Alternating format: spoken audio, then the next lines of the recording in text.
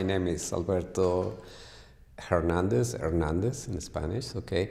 I was born in Mexico City, and then I went to the United States when I was 21, and I worked in a company for many years, 21 years, and was a blue-collar worker. And at the same time, I had time to study dance extensively. I train in martial arts and yoga and some other techniques, certified Pilates instructor. And also, the most important training that I received was in meditation, plain sitting meditation practice with eyes open with my teacher, Mei Chen. And it was through her practice that I became very inspired to share more with larger audience and about the wonderful experience that I had as I was learning to quiet my mind and to experience real love within myself. The triggering point that was when I was a teenager, because I was born into a family of energy healers, and at the same time I was not gifted with psychic ability, and I was seeing people that they were talking about things that they were seeing, and I said, I don't see anything, and they start talking to me about God and praying to God, but I said, what are we praying? I don't see anything. So I became quite skeptical in some of the practices, and so I was challenging with a critical mind the establishment into which I was born and raised.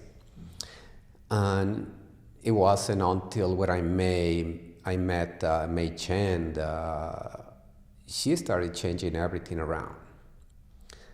Prior to being in her class, I studied neuro-linguistic programming. I studied hypnosis to understand the mind, how it works, and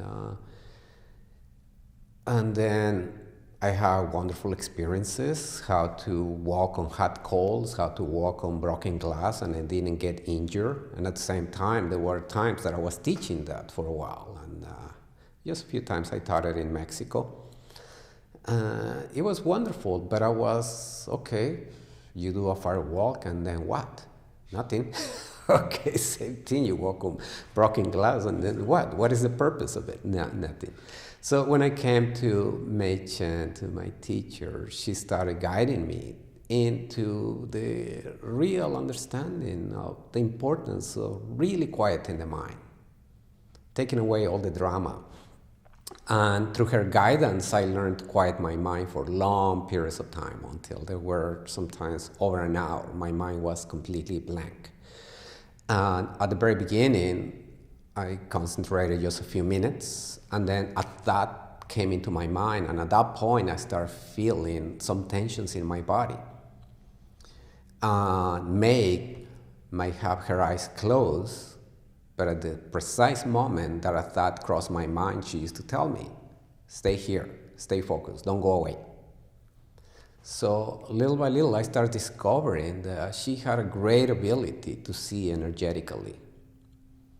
And there was a point that I find out how high was her awareness when it came to read people. I have never met a single clairvoyant or psychic to the level that she was. Meaning that she knew what you did last night. She knew what you were going through in your life. She could tell about things that your family were doing this precise moment in another country. It was quite an amazing experience to be in someone with that kind of ability. But she never did that for money, nor to impress people. The only reason when sometimes she brought this up is just to show you the potential that we have when we surrender and we enter into really loving yourself. Because that is the key of everything. When I came to her, I didn't say anything about my family. And then one day, after this third or fourth time that I was coming to her meditation class, she said to me, She said, you need to stay away from tradition. And I said to her, well, what do you mean? She said, yes, your family in Mexico. They think they're doing something right, but in reality, they live in a world of ignorance. And I said, no, my family, they help the sick and they do it for free. They don't charge money. People come to my mom's house and they get a healing, and then people assist them there. They channel spirits in the light, and they always help the sick. They assist people in their growth, and I witnessed many healings happening there. She said, yes, but the thing is this, everything is God. Does God need a healing? Does God need to be fought? She said, they're always fighting good and evil. She said, stay away from that. Everything is one. Nothing needs to be healed, nothing needs to be fought. So I learned through her guidance that yes, we do not need to protect yourself from anything when it comes to this area of energy healing. Once you start focusing on experiencing love in your heart, that is the key. That's what Jesus taught, that's what the Buddha taught. And through my guidance, I started learning that. So my family at first, they quite didn't understand this, and you go and you see my family, majority, they still keep into this practice. And every time I go, I teach them a different way, and I guide them into a process and to understanding. And again, this is always a personal choice. It's always about free will. I cannot say what you're doing is wrong. Okay, they need to come to the point that they can accept it themselves.